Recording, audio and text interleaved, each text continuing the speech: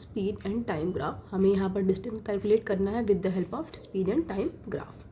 यहाँ पर हमने ग्राफ ड्रॉ कर लिया है, जो कि हमने यहाँ पर टी टाइम को हमने हॉरिजॉन्टल लाइन पे रखा है, क्योंकि टाइम हमारा हमेशा वेरिएबल होता है। और हमने यहाँ पर वर्टिकल एक्सिस पे हम लोगों ने स्पीड को रखा है, जो कि हमारी स्पीड यहाँ पर v है।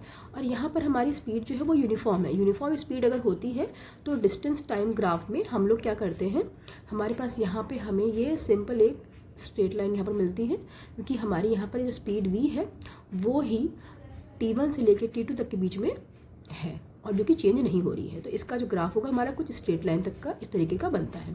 ठीक है, अब हमारा जो मेन पर्पज़ है वो है डिस्टेंस को फाइंड करना। तो हम यहाँ पर क्या कर सकते हैं कि हमारे पास अगर फॉर्मूला हमें देखना हो तो हम देखते हैं यहाँ पर जो डिस्टेंस का जो फॉर्मूला होता है वो हमारा क्या होता है, स्पीड इनटू टाइम होता है। तो अगर हम यहाँ पर देखें तो हमारे पास यहाँ पर जो स्पीड है वो है v, और टाइम हमारे पास यहाँ पर क्या है, t1 से टाइम हमारा t2 तक जाता है। इसका मतलब जो टाइम हमारा वो हुआ ये है t2 माइनस t1। ठीक है, और अगर हम यहाँ पर इस ग्राफ को देखें ध्यान से तो जो t1 से लेकर t2 तक का डिस्टेंस है वो हमारा ad है, और जो v जो मेज़रमेंट है वो हमारा है ab।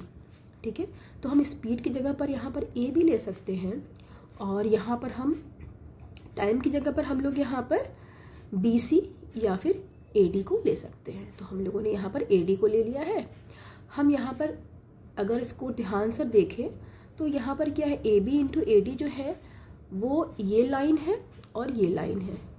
इन दोनों का मल्टीप्लिकेशन करके हम इस रेक्टेंगल का एरिया निकाल सकते हैं।